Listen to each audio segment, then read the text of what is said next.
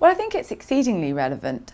There are multiple changes happening in the world today, especially in the contemporary era. We see changes to development policy with striving towards the Millennium Development Goals, what's going to happen after 2015 when that goal deadline is set. We see the resurgence of powers such as China and Brazil and increasing agency among countries in Sub-Saharan Africa.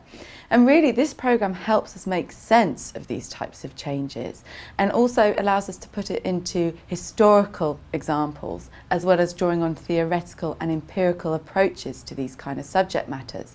So I really think it's incredibly relevant to the world today and would be of interest of people working in, say, policy already that want to make sense of these kind of things, and also people who are completely new to international relations, who might, for example, have interests in reading newspapers but want to know a little bit more depth about how do we understand these types of changes.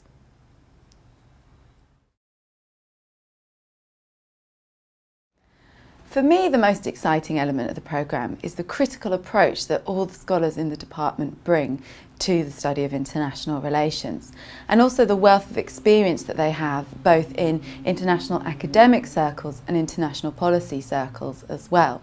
So, for example, I always like to, at the beginning of a year, look at the modules myself to think, if I was a student, what would I want to do?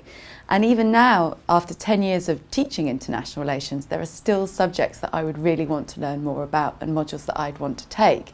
So that to me is a really exciting thing, that it's a very changing discipline and there are always more contemporary topics such as the subjects I teach, global health or the global politics of health, which ordinarily wouldn't necessarily fit in more traditional international relations schools, but here it does.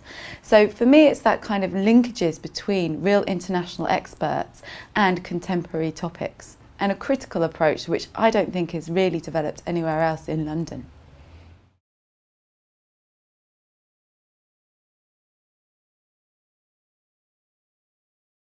It absolutely has to be the different backgrounds and experiences that students come from. So when I enter into a classroom, I don't know who I'm going to be teaching and what to expect. So I have experience of people who have worked in, for example, United Nations agencies. I have people who used to be go-go dancers in Soho in the West End. So really it's a great merge of experiences, cultures, backgrounds, and I can learn so much from the students. And it's also just seeing when students learn new ideas and really take hold of those ideas and think about them and come and see me and say, oh, you said this about X, I really want to learn more about it. I mean, that's incredibly rewarding. And then seeing what they go on to as well, the sort of different exciting careers that they may have, and when they email me 2 years down the line saying, oh, I remember discussing this topic and now it's actually becoming really relevant in the type of work I do.